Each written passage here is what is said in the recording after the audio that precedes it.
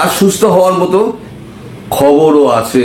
আজকে হিন্দি গান একটা জনপ্রিয়, সেটা খুব চলতো, সেটা দিয়ে শুরু করব। জিসকা মুঝে থা ইন্তজার ও ঘড়ি আ গই।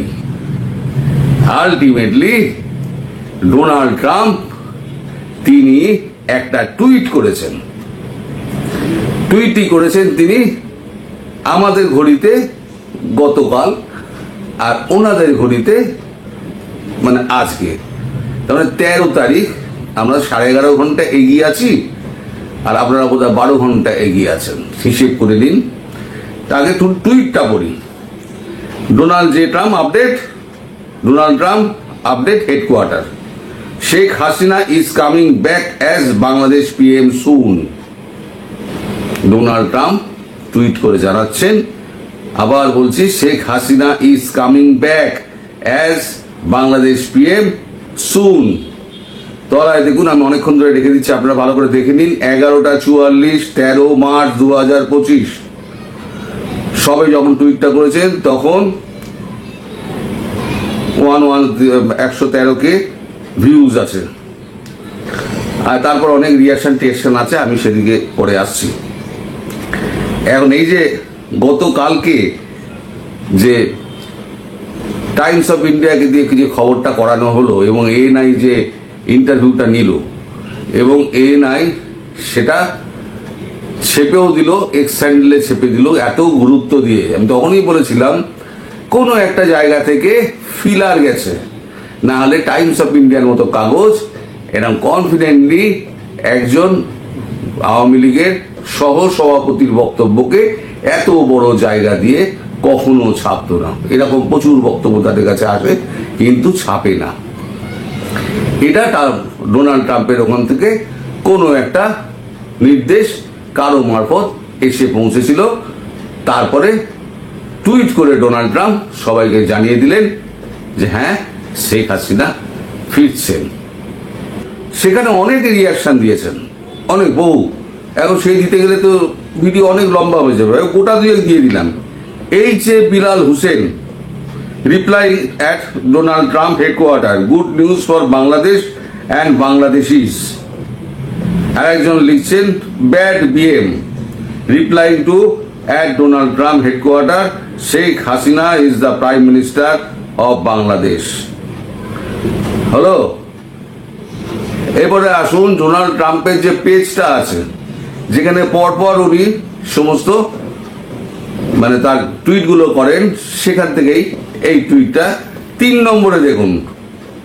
3 নম্বরে দেখুন লেখা আছে, Donald Trump update, Sheikh Hasina is coming back as Bangladesh PM soon.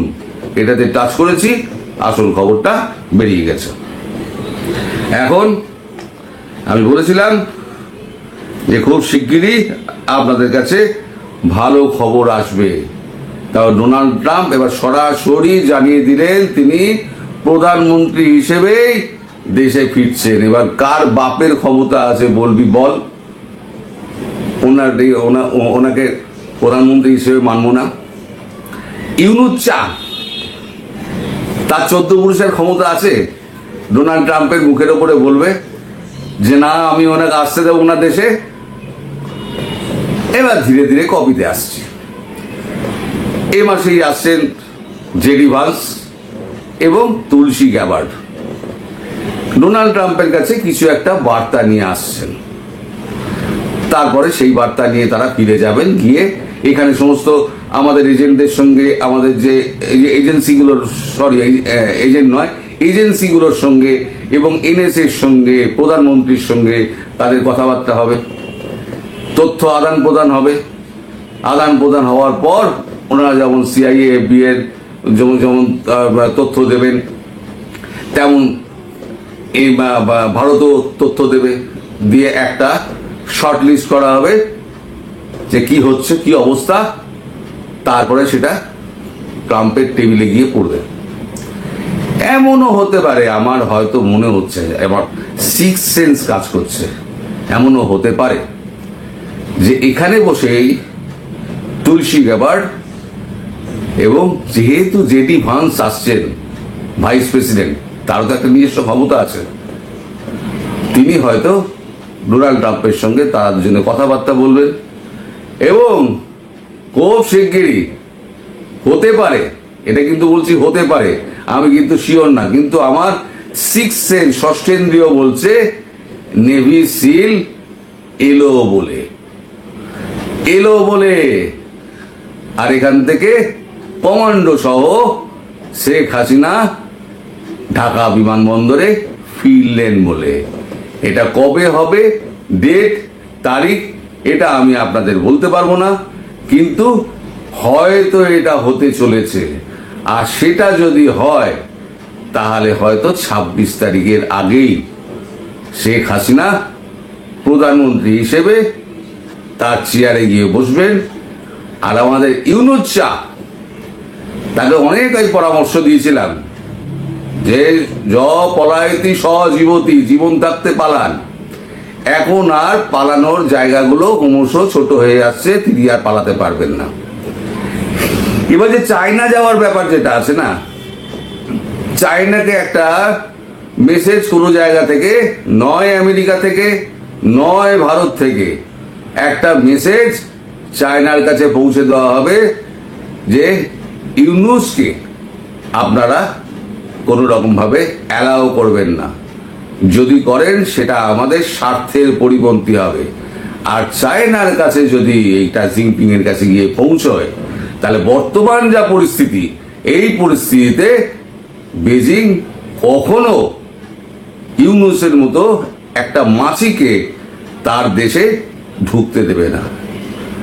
Plane ভাড়া করেছেন, প্লেন হয়তো আসবে, কারণ ভাড়া নিয়ে নিয়েছে, প্লেন হয়তো আসবে, হয়তো ফাঁকাও ফিরে যেতে পারে।